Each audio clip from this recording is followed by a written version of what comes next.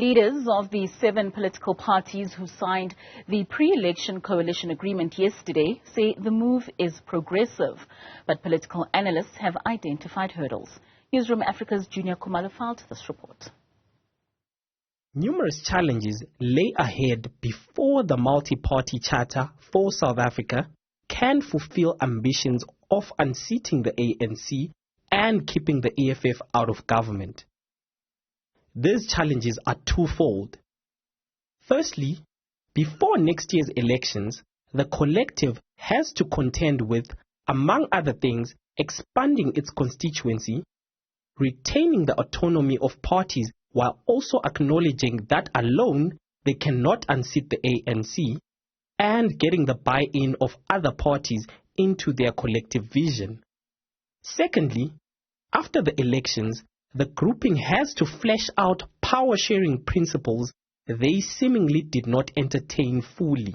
What they most possibly still would like to see is that more organizations or parties join them ultimately.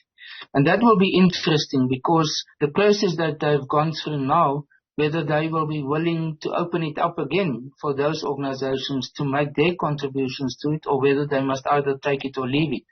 Echoing similar sentiments, another political analyst said the current fragmented opposition space creates fertile ground for the ANC to remain in power.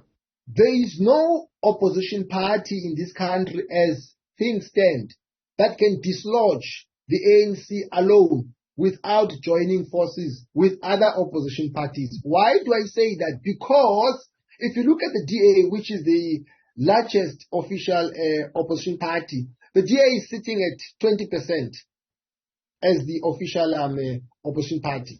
The EFF is sitting at 10%, arguably. There is no way the DA can jump from 20% to 51%.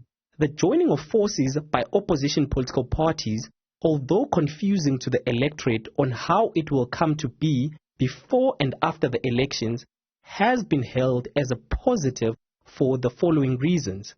I think what they're trying to do is to have a message coming from them being articulated to the public by different political parties.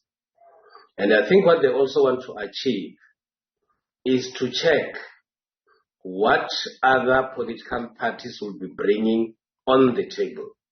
And that is why this charter spoke about proportionality in terms of the allocation of responsibilities. These parties have different constituencies.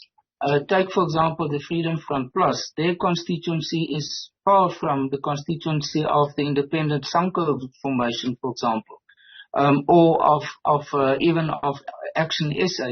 So I think their logic is, first of all, they will be able to mobilize more support if they do it individually, but with the understanding, the public understanding, that they ultimately work collectively, but that it is based on these general agreements, and that on certain policy principles they will still be able to stand on their own feet with respect to that. While coming up with a new name and forging a shared vision was achieved in a mere 2 days, the real challenge, according to these analysts, will be maintaining the same level of camaraderie when there are political positions up for grabs should they get their desired majority. For Newzroom Afrika on Channel 405, I'm Juniour Khumalo in Johannesburg.